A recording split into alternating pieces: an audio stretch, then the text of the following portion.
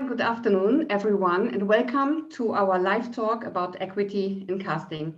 I'm Sonja Heinen from EFP, European Film Promotion. We are the international network organizations of all the national film promotion institutes in Europe, 37 countries.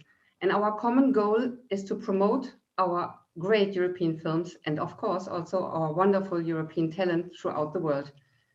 One of our most known, probably, programs is European Shooting Stars, which is a flagship program for us.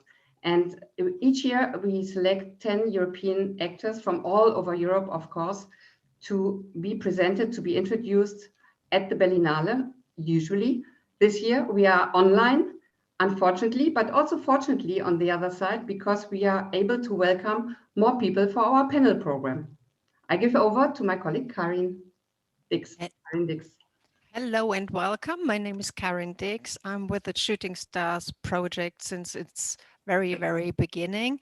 And I guess there are some actors amongst us watching. So I would like to add that it's true, we present every year 10 European actors at the Berlin Film Festival, but it's not us selecting them, it's our member organization, because European Film Promotion is a member organization consisting of 37 promotion agencies of the different European countries, and they nominate and send us their selection, and then we have an international jury who selects out of this group the 10 actors who are going to be presented in Berlin. And this year on our jury was Antonetta Castrati, a Kosovo director. We had Renee Ezra, a producer from Denmark, and we had a casting director, Cassandra Han, whom you are going to meet in a minute. I tell you this because this panel has a special story. Although we are used to organize panels within the framework of Shooting Stars, this year we are going to have two panels, as you probably saw in our program. And this is due to the fact that when we presented our Shooting Stars in the internet on Instagram, we have been criticized by somebody. And the criticism was that we have only white actors. So we thought we give it a platform to discuss instead of discussing this in the internet, because we thought this is a topic which belongs to the public. And this is also very important to us. So welcome to the panel about equity in casting. I would like to introduce the panelists to you, and I will read briefly their biography so you know with whom you deal today. So I would like to start with our jury member, Cassandra Han. Cassandra is an American casting director based in Europe for nearly 20 years. Her expertise is in transatlantic casting and crossing markets within Europe. Her Italy casting credits include feature films such as Ford vs. Ferrari by James Mangold and A Hidden Life by Terrence Malick. She cast the Roman roles in Gaumont hit series on Netflix, Barbarians, which has been renewed for a second season.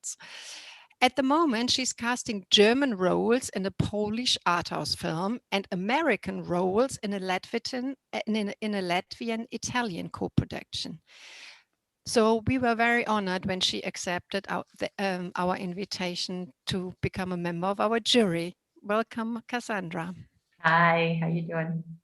So super glad to be here. Really, thank you for inviting me. So another panelist is Aleta Chappelle, who is an award-winning casting director who began her career in the film industry at Francis Coppola Studios in Hollywood, working as a casting assistant. She soon advanced to casting director and now has over 25 feature film credits working with the world's top directors. She is an established member of the Casting Society of America, and her feature film directing debut was the hit comedy Goose. In 2018, she directed the feature film Romeo and Juliet in Harlem, which made cinematic history as the first Shakespeare adaptation of the play to stay true to the language and have a complete cast of color.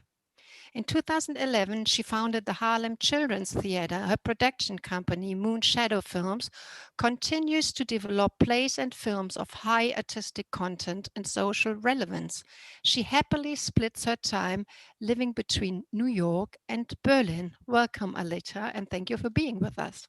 Well, thank you. It's a pleasure. I'm excited. Thank you.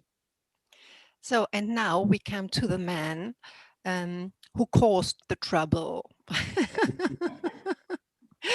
So we are very happy to welcome Olgu Caglar, who is the German-Turkish talent agent and founder of the international operating agency Actors Garden, based in London, Berlin, and Istanbul.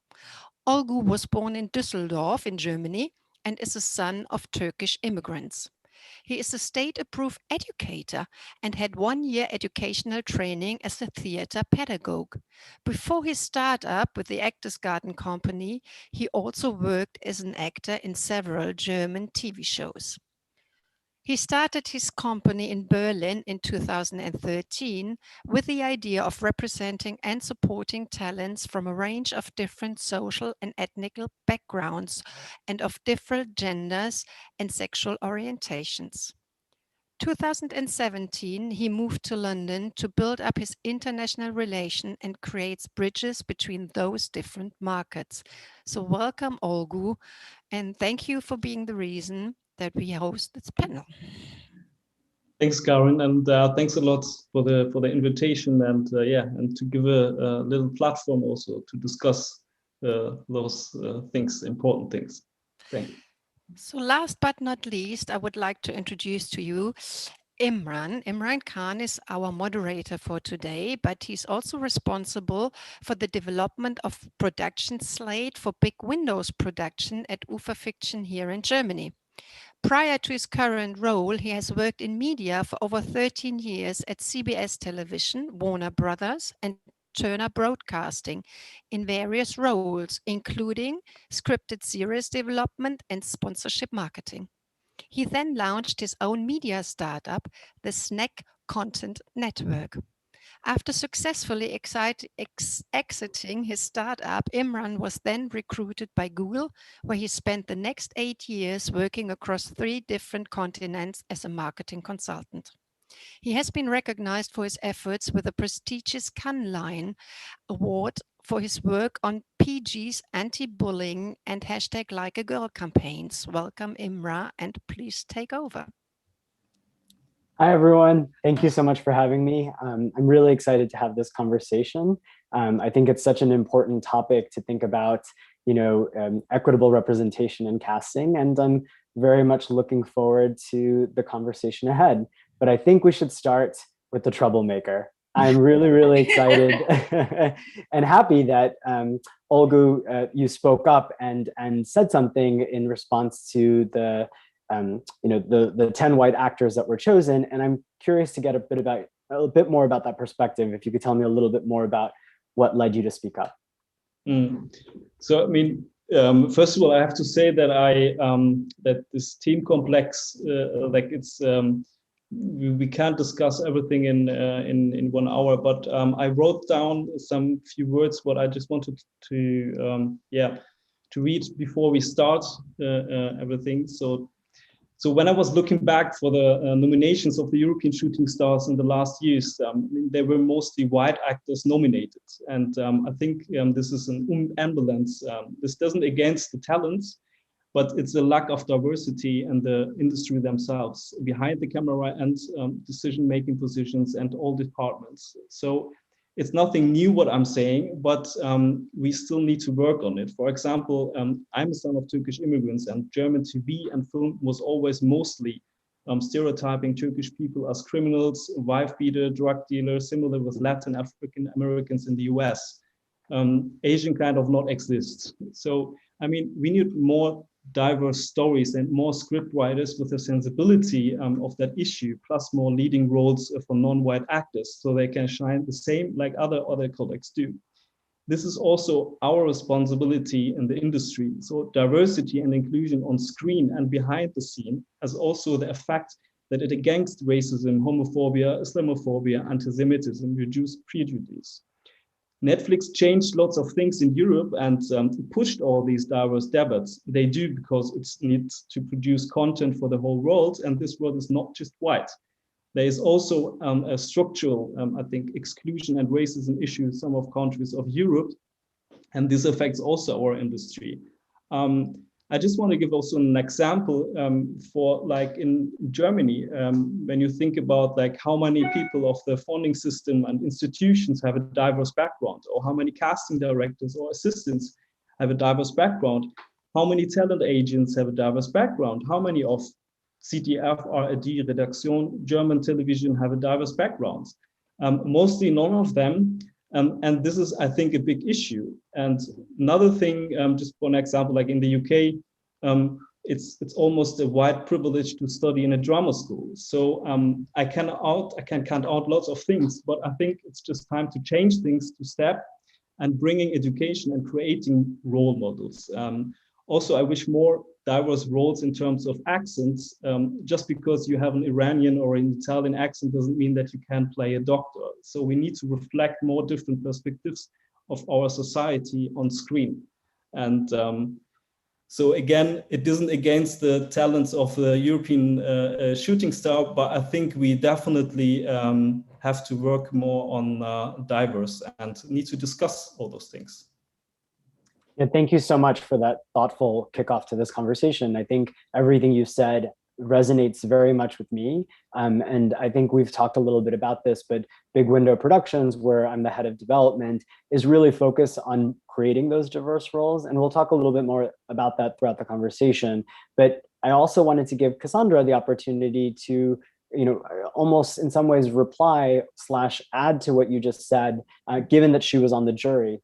Yeah, absolutely. Well, first of all, I do have to thank you for calling it out on Instagram, because I think, it kicked off. It definitely, I mean, we knew about it, we worried about it, we thought about it, but it definitely kicked off the conversation to another level, and obviously created this panel. So that's great. Of course, afterwards we did a lot of, I did a lot of soul searching about it. And then I thought, oh God, maybe like I'm the problem, like in that, as a casting director, I'm totally that casting director who, like, it's a man, it's written as a man, and I'll submit to them like 5 women and not give them a male choice. I'm really, and I get like a lot of blowback from directors. Also, I'll submit, it's completely written in a different way, and I'll, submit racially different people, or, a gay, it's not a gay character, but whatever it is, I'm always doing that. And yet, here we are. And we have 10 shooting stars, and they are all white, not taking, I don't want to take anything away from them, because they've done their like blood, sweat, and tears to get where they are. And, I told them yesterday, like, like, you guys are great. Like, please don't, feel terrible about it. But one thing that I have to say is, it was kind of like, I don't really know what we could have done, and that's why I really think it is a systemic thing, because we just didn't have the choices. They're given by the film company, by the film boards, and we have to choose from the choices. They also can't, I think, change that much, because they have certain criteria. It has to be, played at a festival. It has to be released, during a certain time. It has to be a leading role or a really good supporting role. And we as a jury set, criteria for ourselves as well, which were like, where we're really looking at like the difficulty of the role, the how hard the actual acting was. That said, we really did not, I mean, we could have said, okay, we're not, I talked to the other jury members in the last few days, and, we could have said, okay, we're not certifying it. We want more people that we can choose from. Now, that's also hard because, the actors have been told that they're nominated. The country can only nominate 1. And so at that point, you're like, okay, that gets really tricky. And what do you do? So for me, it's a very systemic thing. Like Olgu was saying, I think it's, who gets into the drama schools, who are the writers that are being trained, who are the directors, who are the producers, the funding bodies, who is, are there criteria which help the funding bodies give incentives that make producers, because we know producers are going to go where the money is, you know, is there a way for them to do that? I don't know, but that seems to me, you know, a viable thing. But it's, you know, I mean, and it's also like, I think you have to be a little bit careful too about the sort of like, you know, white people deciding and then not choosing white people, because I mean, like Antonetta's from Kosovo, you know, Renee, he's Iraqi. His father came to Denmark from Iraq, and he grew up in like an immigrant family. I grew up in an immigrant family. My father, you know, came from China to America, and was like in a marriage with someone from the deep South, you know, and that was like a very difficult, you know, racial situation that I grew up in as well. So I think like we're, as a group, you know, we're not like these like unenlightened, you know, robots that just like, oh, white people, let's go. You know, we thought about it, we worried about it. You know, it was very much like on our radar, and we stressed about not being able to do something, but like we literally couldn't. And I think that goes to the fact that it is baked in to the system right now, and that the whole ecosystem has to shift. I couldn't agree with you more, Cassandra. I think it's so interesting that the systemic issue is something that we see not only in front of the camera, but also behind the camera. So we're currently going through the situation at Big Window where we're working on a show where we're trying to really have a very diverse set of folks working on the production side. And the conversation always becomes about, well, who are the qualified people? And it's like, well, you know, like Olgu said, you know, a lot of the drama schools, being able to go to drama school is a privilege. So being able to go to school for production or television and film, also a bit of a privilege. So a lot of the people who come from diverse backgrounds may not have had those opportunities. And so hence we can't find folks necessarily on the surface that are right away, like, you know, top of mind. So you have to do more digging. Aleta, you've been so patient. I am really, really keen to get a bit of your perspective, particularly on, you know, what do you think is one of the biggest issues, you know, really holding us back from equitable representation on screen? And then what would you do to start to tackle that? Like, I would really be interested in your perspective. Well, I believe it starts with who's in the room. You know, who is the executive greenlighting a project? Who is the producer, you know, funding the project? I respect producers greatly, but they do things when they need to. Unless it's a situation where financially it's going to pay off to have a diverse cast, or if it's a situation like in Hollywood, I think in 2016, where Oscar so white, that hashtag began.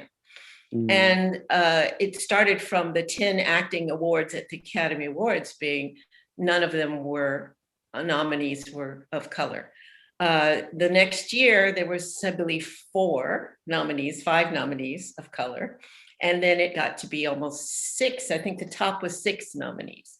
Then it started going back down again because they gave the excuse, well, there weren't that many productions to even choose from. The same thing with what's happening at Shooting Stars. If you're, as an Academy voter, if you're only presented a certain amount of films and only a certain amount of films are released that have a cast of color, then you're limited. I think this year there's 1 actor of color in, 2020, there was 1.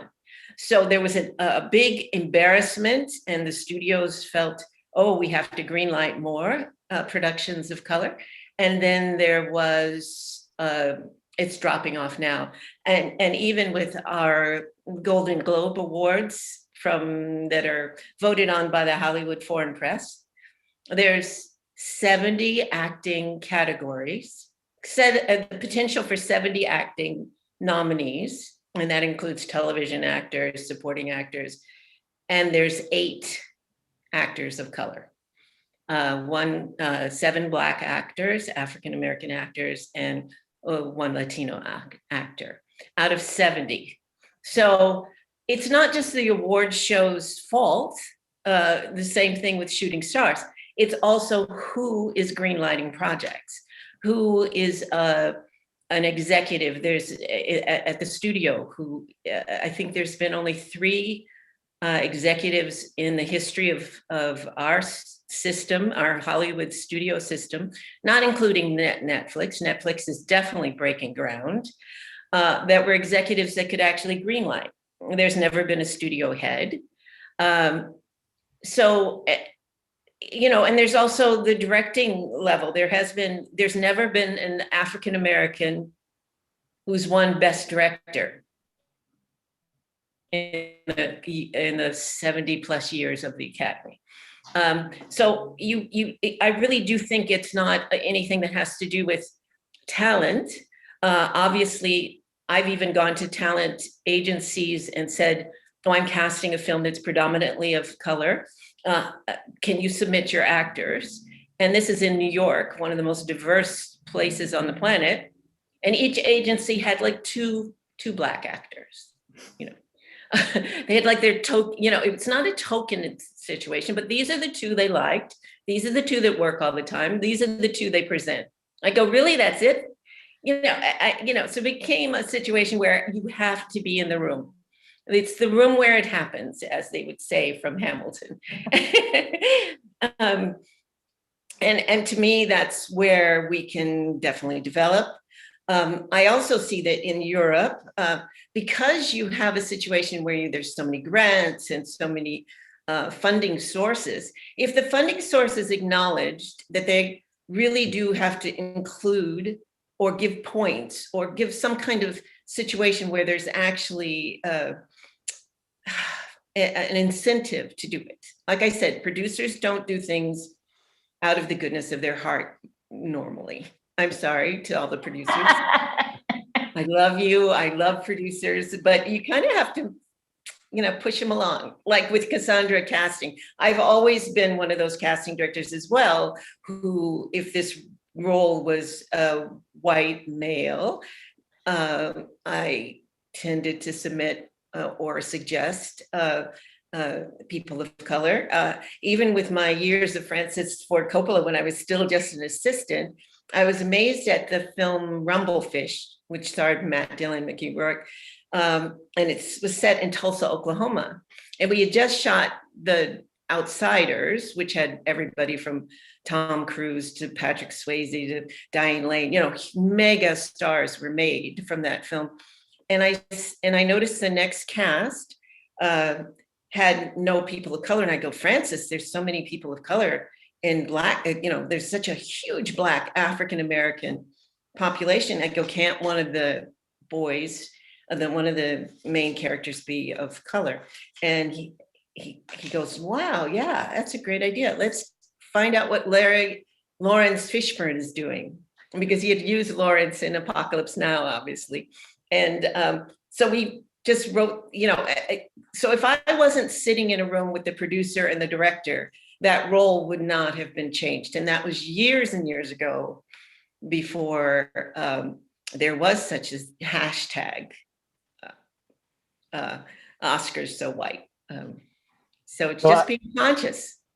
I love that. I love that this idea that, you know, where we can start to affect change is really by being in the room, right? And I think that goes back to Cassandra's point of there's being a systemic change, right? Really, the system has to change, the system has to want to change, and there has to be incentives in place to make the system change. So I think, you know, that economic argument, along with the fact that the world is changing, is also very, very interesting.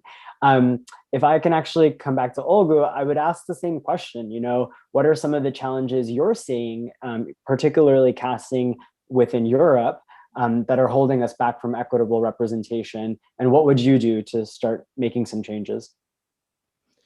So, I mean, this is the same thing I already said, or we are discussing.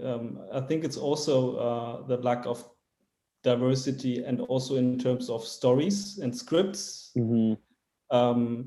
And I think also that's why I'm saying, like, thinking sometimes or having another view of maybe casting roles. Like in Germany, for example, it's not just it's not important that when you're showing a Turkish character that you have to tell the whole backstory, or to you know, that why like this role is Turkish. Just go with it. Or it's same thing like with the LGBT, with the gay character. Why you know, just like tell it, just let it him like he is. Like this is the same thing in our, I mean, in our society. Or like having what I said before, having actors with accents, like in Berlin. I mean, lots of people from Spain, from Italy, whatever, moving at the moment to Berlin, and looking for agencies. And but the thing is, like in Germany, we don't have really roles with accents. But this is also an issue. I mean, I have friends, they doctors, if they are Italian, they're Iran, and they have an accent, but they are having this job. But so why we can't show this in the television? You know, and being it's a normal thing, you know. So we have a problem of the stereotyping cliche roles, and I know that is in Germany, it's different than in France or in other, like every country has his own issues, like with his migrants, and you know, and this is, so I think we just need to talk about those topics more. And what I said also, because sometimes it's, Cassandra said, like white people are like, this is nothing what I'm saying, like the, you know, the devil. This is not what what I want to say. But this is sometimes when you're like, even when you're a black actress, or when you're black, you have how you say, you're feeling differently, or you know, when you're going to another country and as a foreigner, you know, you need to feel that to tell. So this is what I'm saying, like we need to talk to each other more, and also yeah, to be more sensible, like when it comes to also writing scripts. And what I see also at the moment, like I just can talk about like also Germany, like black actors or African actors, they more in the focus. And before that, it was like, yeah, we had this Turkish actors with the stereotype roles. They got replaced with the Arabic ones, you know, so they are replacing the stories, and we still don't have really like Turkish, I don't know, Turkish well-known good actors. So I don't know. They finished this step, and then they're going further. And this shouldn't be like highlighting one ethnic group and letting the other one in the back. So, or also when it comes to casting, I got lots of calls for some roles. Then it's just, and I feel it, they just want to have like the black actor to show, okay, we have a black actor in this show. And sometimes it's not even necessary. So just to put, and when one of my actors don't have time, or because then they requesting another one, but then it's an Arabic one. So yeah, I think we need to talk about those things more. And yeah, and as also Aleta said, when she is making suggestions, that she's thinking on the other way. So yeah, and another thing we talked about that is the equity. In the UK, there's an equity policy. I think that could be something, even with the European film promotion, to talk about. Like to making a working group, you know, and then talk with the European film promotion, or with the and work on an equity policy. I mean, there is one in the UK. This is we can use it, right? Yeah, I think so.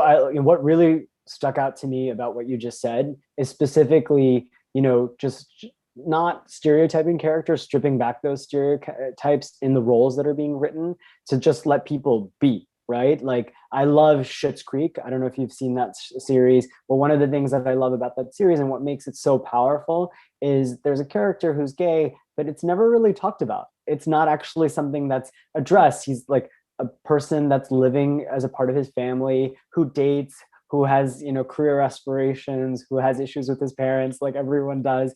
And I think by stripping it back and not necessarily making it about him being gay, but rather just him being him as a part of this family, it really, I think, makes it, I don't know, this is a bad way of saying it, just more normal. I think that's like a terrible way of describing that, but I think that definitely resonates with me.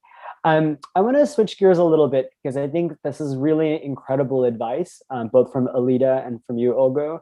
I want to turn my attention back to Cassandra and mine a little bit of your future thinking self. You just described working on a jury with other folks who come from very diverse backgrounds. I'm really curious if you were to give advice to some of our viewers today who come from multiracial backgrounds or specific diverse backgrounds about what's coming up, advice on how to be an actor in this new era or hopefully evolving era of TV. I'm really curious what your advice would be and what maybe words of wisdom you might have for those folks.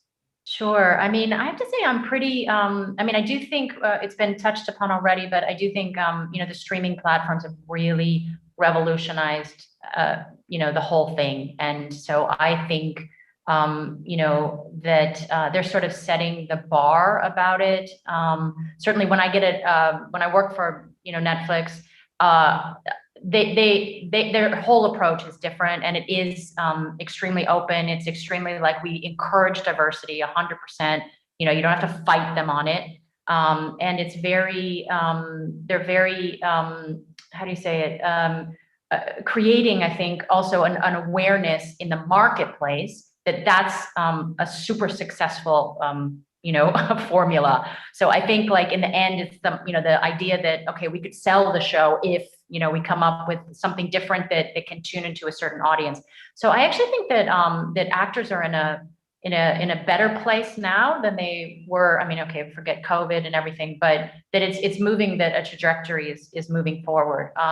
Even a few years ago, I remember I was casting a film where it was there were Palestinians and there were Israelis in it, and for the Palestinian role, it was like a 4-day role. It's a really small role. It was just a few scenes, and I was getting submissions from an agent of a really well-known, I don't want to say the name, but a really well-known Middle Eastern actor.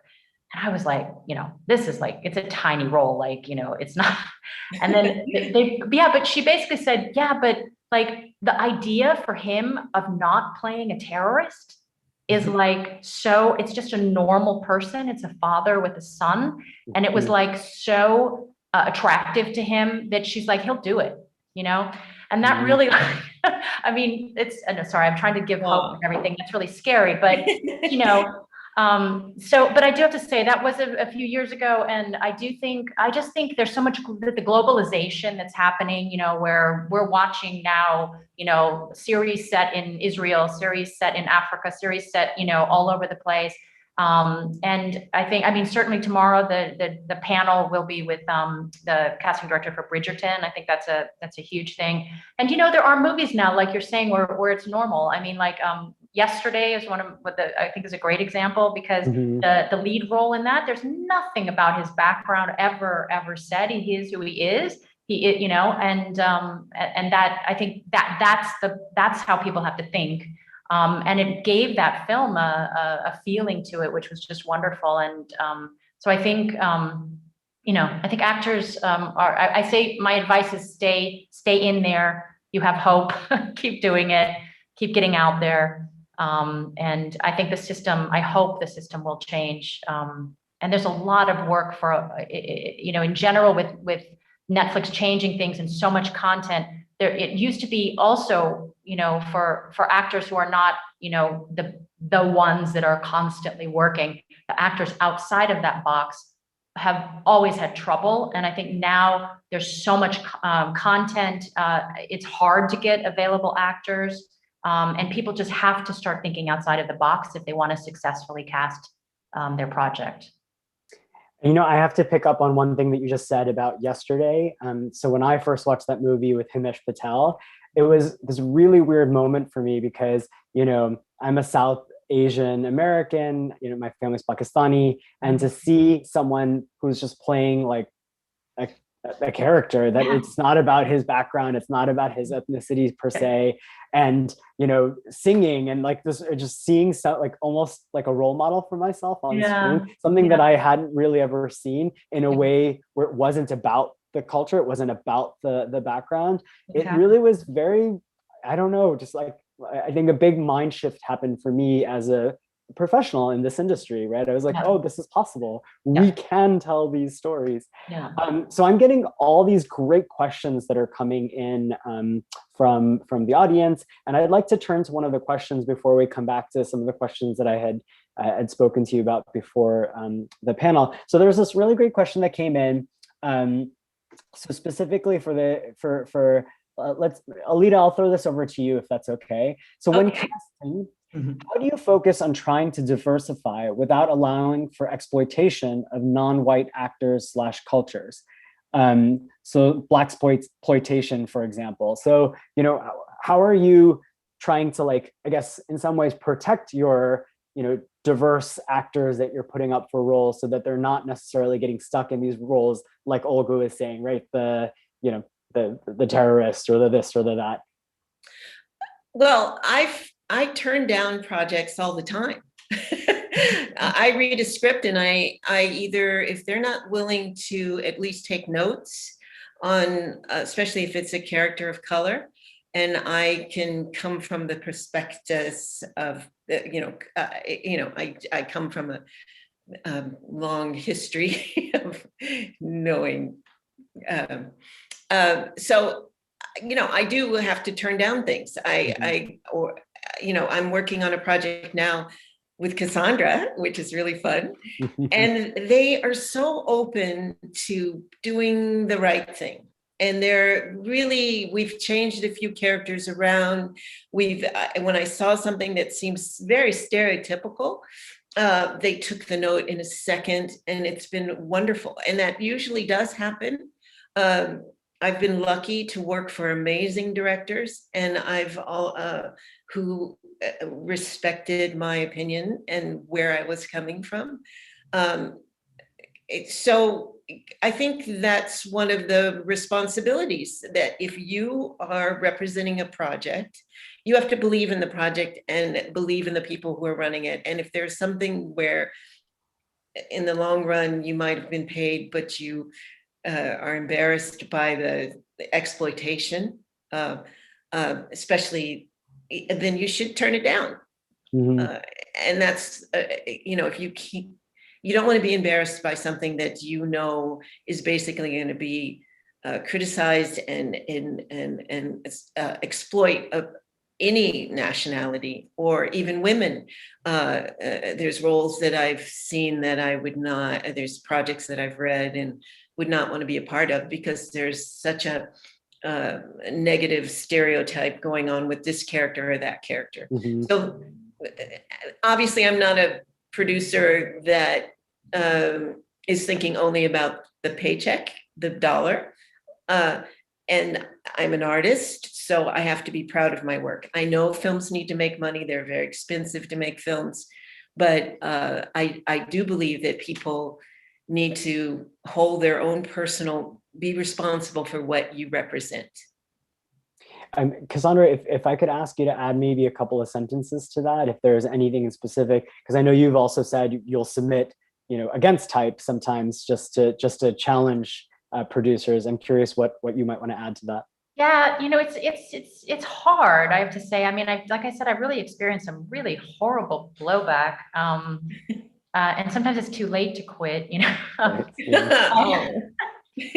But Well, I mean, I have to say, I think it's one thing I want to say before this is I think it's really a big argument that I get, or well, Olgu had already mentioned. One is that it'll distract people or make people think it's another story, So I think that's something there's a lot of reasoning that I think has to go on in society and within the industry that's really important. Another thing is it's not about political correctness. And a lot of people say, especially honestly in Europe, there is but it's like, oh God, you Americans, you're so politically correct. You always have to do like this. It's like, oh.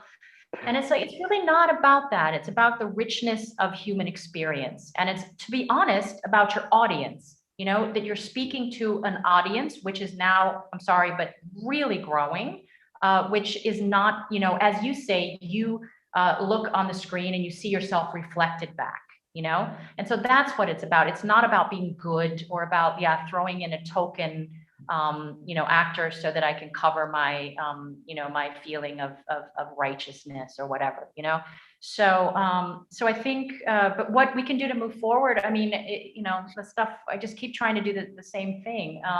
In Europe, it's hard because a lot of the culture is very specific, and it doesn't allow for it, And so I think also like it has to be encouraged to do other projects, which, I mean, a lot of the stuff, I mean, barbarians, that's Romans, that's Roman citizens, that's Italians. Other projects, I'm doing the one about where they're Nazis, it's like, it's a Polish film where they're Germans and they're Nazis and, they're not of color. It's like, it's hard. I can't say, so in that situation, I can't be like, hey, how about, but certainly, but it would be great to see so that's what I mean. It's like other films have to start happening. You have to have more in the marketplace, more options going forward. Funding, I think it's really, really funding. I think if funding, they're doing now with green shooting. And I feel like if the funding, a lot of funding bodies are jumping on that. And Europe is great in that the green lights are coming from the funding bodies. It's a limited number of people, mostly, television stations, distributors. But if those funding bodies all started saying, you producers could get some more points and a higher possibility if you, I think that seems to me an easy fix. It's interesting because I give a talk called Diversify or Die, right? It's a play on this, innovate or die idea. And I think it's a lot around what both saying, right? There's these economic motivators, right? And now there's this massively more accessible audience, right? Because of streamers like Netflix and Amazon and Disney and Apple. And those niche audiences that were always considered niche, they're not so niche, right? Like they're really huge. And you can reach audiences of color and find loyal audiences that will come back. And that's dollars and cents at the end of the day. And I think this plays to that we're really moving into a new era of content. I want to turn it back to something that Olgu said earlier. And this is another comment from the audience that came in, and it's specific to actually accents, particularly in the UK. So accents are a big thing too in the UK. Very few accents can be heard that are foreign. Few casting calls for actors with accents and often stereotypes. How can we change that? And I'd add one more thing.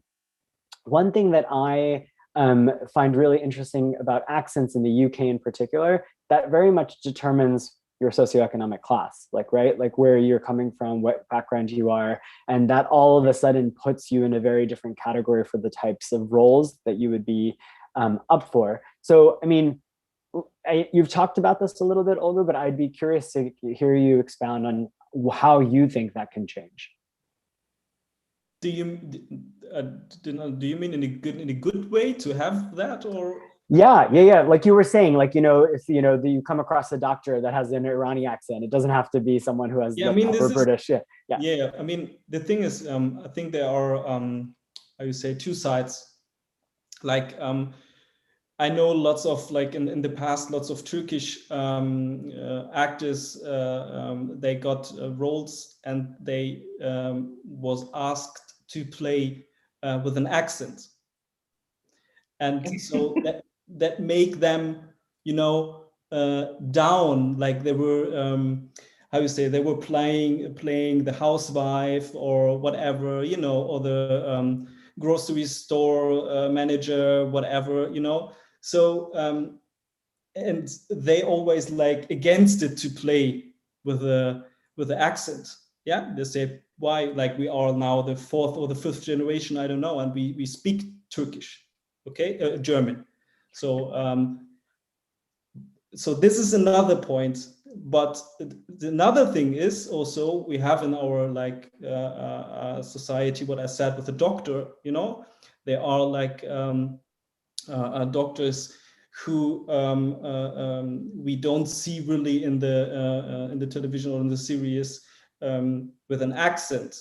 So in Germany we don't have really this thing that foreign actors can play. In the UK and internationally, they have a bigger platform. I mean, this is why I also moved to London, to give my actors, what I'm working with, a bigger platform and to suggest them to more projects. So this is what I said, in each country, and also the international market is a completely different thing than when you going back to the European countries and talking about that. I think so. Like, was that? Yeah, no, I think that definitely helps. I think give perspective on that. I'm gonna ask a provocative question, and then I'll open it up to the three of you. So this is very, very provocative. So shows like Bridgerton, and there was a recent movie not so long ago about David Copperfield that starred Dave Patel. You know, there's, and even to some extent the Netflix series Hollywood, where there's this reimagining of, you know, let's take Bridgerton and David Copperfield as an example of these, you know, kind of British stories that are rooted very much in, you know, kind of period drama that are being recast with characters that are reimagined to be multicultural, multiracial, so on and so forth.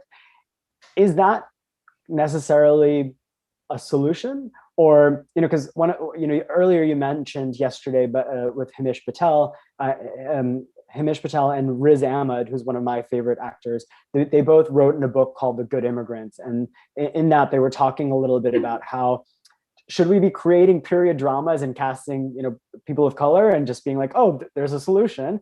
Or should there be more stories about people of color just generally that exist already in those societies? So I'm asking this very provocative question.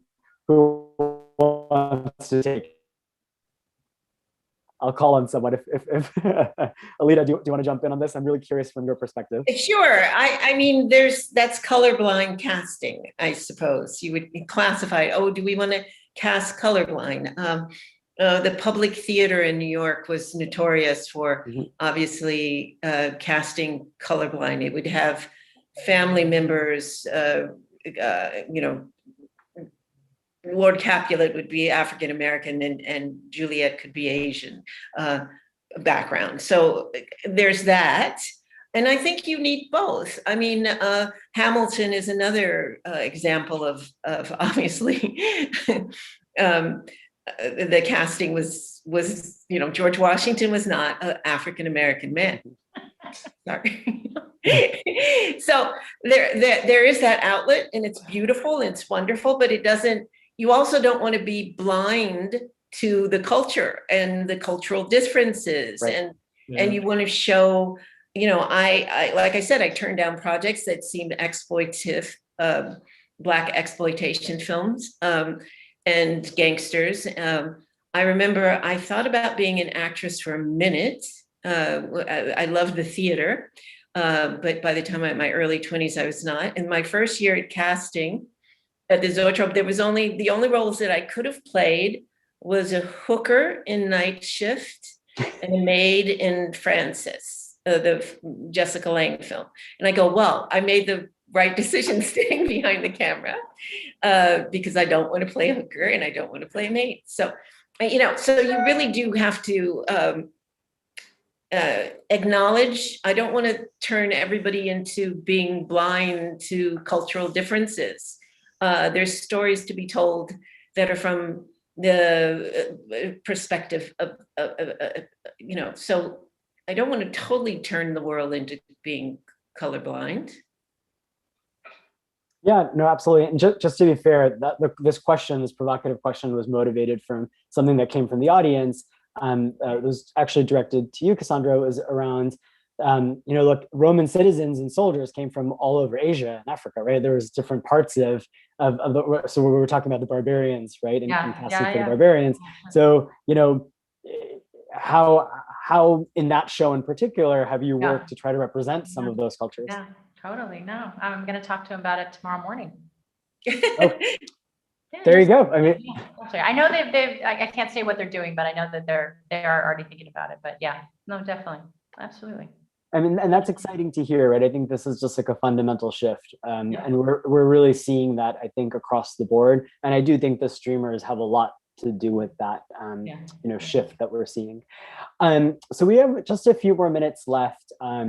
I, wanted to kind of turn back to something that Aleta just referenced, and I'm curious to get your perspectives on this. So look, I also at once upon a time studied theater. I also thought about perhaps pursuing acting. And one of the challenges that I came across as a person of color looking for roles is that I often got cast in roles that I was totally not, that just didn't represent who I was. So I've played Latino characters, I've played Arab characters, I've played actually everything but a South Asian character.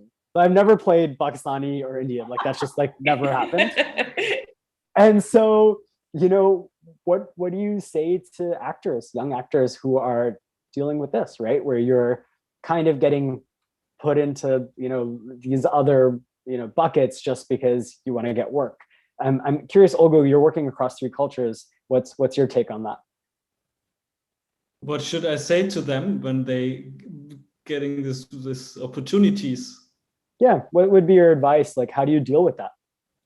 I mean, as I said, it's an opportunity, I think, also. Well, I mean, we always like having this, I have discussions with my actors too, when it comes to that, like, working with the director, getting the credit, having material, and step by step, of course, like, building a career.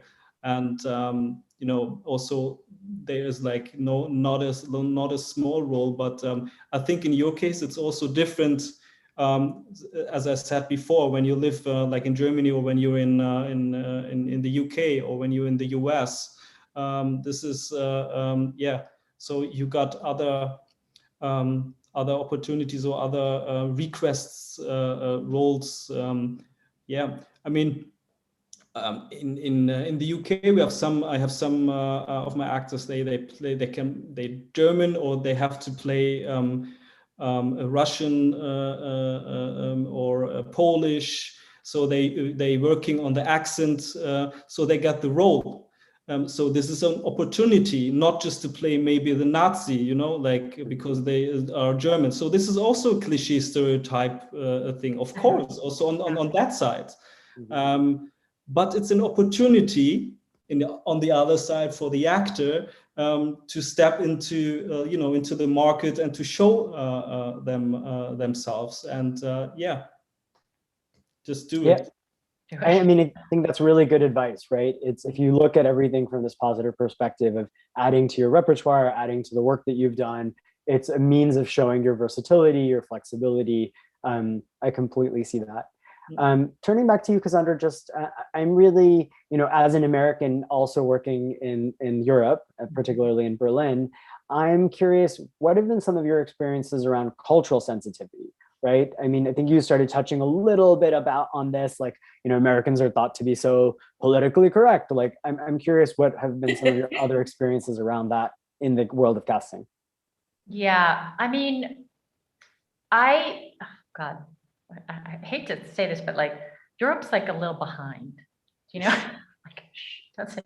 But like, I just think it's natural because we're a country of immigrants, basically, and we've had such racial strife and such racial, huge racial issues for so many years, and so many people coming from other places and butting heads and jostling on the subway and, okay, I'm not talking about the whole of America, but I'm talking about what I consider America, which is like New York and LA, but anyway, so, when I say but okay, that's a whole other conversation. But I find that, to be perfectly honest, it depends on the country. Germany is not so aware.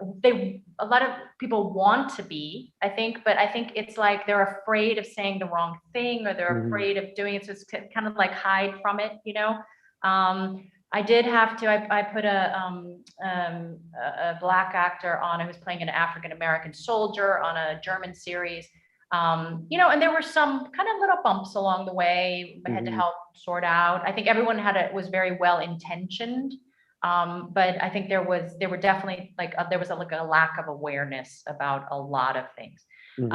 Italy is a whole other thing, because there's just not, it's not that diverse of a culture. I mean, you do have immigrants, but it's really not. So for them, it's all about regionalism. It's like Puglia, they think, oh my God, it's so diverse. There's like an actor from Puglia and one from Milano, it's like, I mean, it's like, what do you mean not diverse, So, so I do think it goes by country. We have our problems in America. I'm not saying we don't.